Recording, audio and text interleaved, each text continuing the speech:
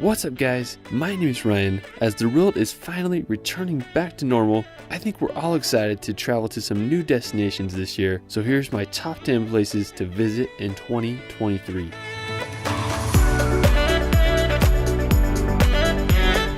With almost all countries finally open for tourism, 2023 is the year of travel. Whether you explore the fjords of Norway or witness the wonders of Patagonia, I hope that in 2023 you can safely travel to some new places in our beautiful world. Let's start this video off at the Portuguese island of Madeira. Located in the Atlantic Ocean off the coast of Africa, Madeira is often called the Hawaii of Europe, and after visiting it, I totally understand why. The island was born of volcanic origins, and if you love hiking or just relaxing on the beach, Madeira is the place for you. Ponta do Sol was my favorite place for swimming. There was no sand, just smooth boulders, but the ocean was amazing to swim in, and there was a place to go cliff jumping. My favorite place on Madeira is Pico do Arriero. It's one of the tallest points on the island, and since you're so high up, you'll often be in or above the clouds. Now the hiking there is exquisite, the trails are so well maintained, and you get some of the most phenomenal views, and you don't even need to hike that far. I was blown away by the dramatic peaks and unique reddish and orange colors of the rock. There's this one peak called Pico do Gato that was my favorite. I mean, if you're up for adventure in 2023, you gotta give Madeira a visit. After, we're going to head up to Western Norway. I was here recently and I was just blown away by the beauty of this country. I really like Western Norway in particular because it's home to a majority of Norway's fjords, and the landscapes there are just on another level. One of Norway's most well-known fjords is Geiranger Fjord. You can get there by driving about 5 or 6 hours from Oslo. Now the fjord is massive, and one of its most well-known features is the Seven Sisters waterfall that cascades 410 meters to the water below. Now one of my favorite features in the fjord is Skagaflak.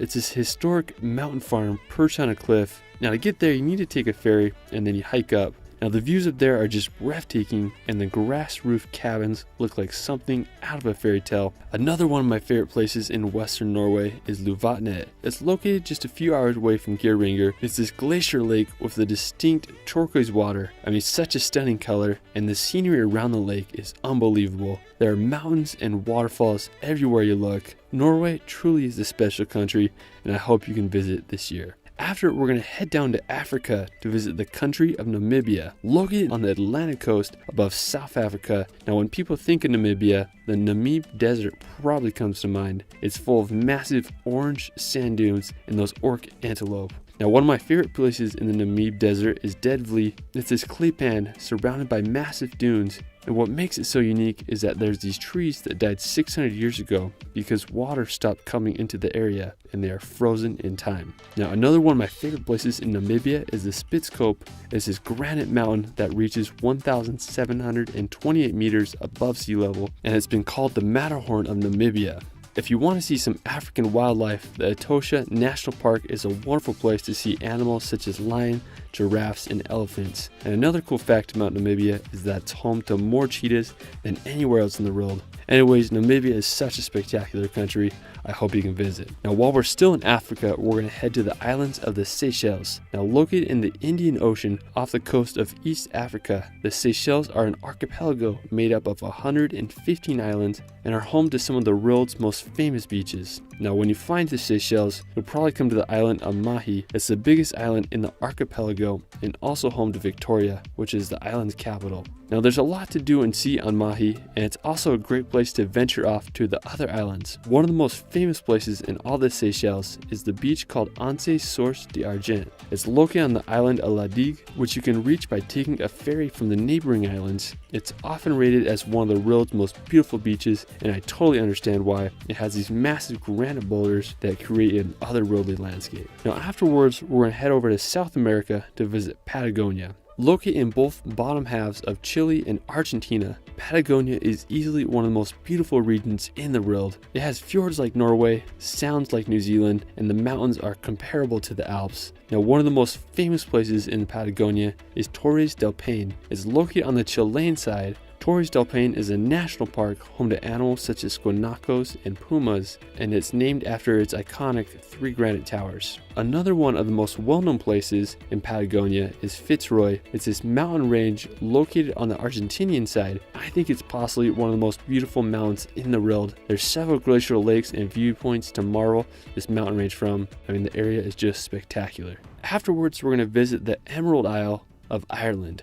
I went here for the first time this summer, and it quickly became one of my all-time favorite countries. It's a land full of magical landscapes, dramatic coastlines, and enchanting history. One of the main reasons I wanted to go to Ireland was to visit the Great Skellig Island. You may recognize it as Luke Skywalker's hideout in the Star Wars movies. It's famous for being a monastic settlement that housed monks in these beehive-shaped huts until the 13th century. Now the island really is something else. You can only reach it by taking a boat over a rough sea. Now when we got to the island, I just loved walking up the 618 steps to the monastery. It's easily one of the most impressive places I've ever been. Now another amazing spot in Ireland is the Cliffs of Moher. They're probably Ireland's most recognizable destination, with cliffs that rise over 214 meters above the sea. I just loved walking along the cliffs and marveling at the beauty. Ireland is just such an amazing country. Afterwards, we're going to head over to France to visit the French Riviera. Also known as the Côte d'Azur, the French Riviera is one of the most highly sought after destinations in Europe. It's located in southern France on the Mediterranean Sea. One of my favorite places on the Riviera is Èze.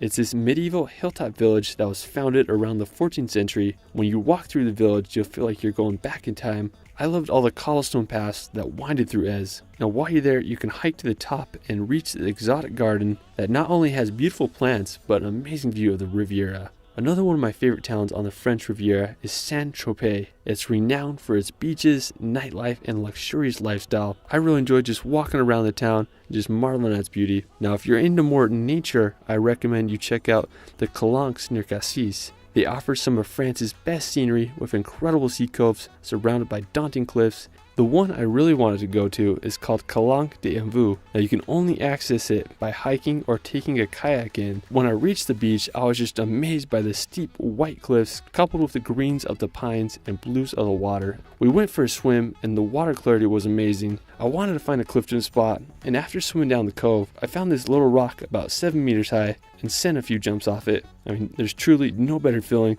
than cliff jumping in the Mediterranean. Afterwards, we're going to head over to Italy to visit Tuscany. Located in central Italy, Tuscany is known for its landscapes, history, and artistic legacy. I've been obsessed with Tuscany ever since I've seen The Gladiator. Now, one of my favorite places there is San Gimignano. It's this hilltop town famous for its watchtowers and incredibly preserved medieval features. Now, if you want to see some of Tuscany's countryside, you can visit Valdorcia. When you think of Tuscany, this is what you'll probably imagine: lush, rolling hills, perfectly aligned cypress trees, and picturesque hilltop towns. This is easily one of the most scenic parts of the region. Now, the city of Florence is the crowning feature of Tuscany. It's considered to be the birthplace of the Renaissance, and the history there is endless. Whether you walk across the Ponte Vecchio Bridge or marvel at the architecture of the Duomo, Florence is sure to take you back in time. Afterwards, we're going to head over to the country of New Zealand. Now, after seeing movies like Lord of the Rings, I think it's safe to say we all want to visit New Zealand one day. Now, New Zealand is made up of 700 islands, but the two major ones are the North and South. If you're down for more adventure and crazy landscapes, I'd say the South Island is where it's at. It's home to the Southern Alps, where Mount Cook is located. It's the tallest mountain in New Zealand and stands over 12,218 feet high. Another incredible spot is the Milford Sound. Described as the 8th wonder of the world, the Milford Sound is a fjord that was carved out by glaciers during the Ice Age. It's one of the wettest places in the world, and the whole area is just full of a rainforest and magical waterfalls. New Zealand opened up back in 2022 for travel, so I hope you guys can give it a visit this year. Now for our final destination, we're going to head over to Asia to visit Japan.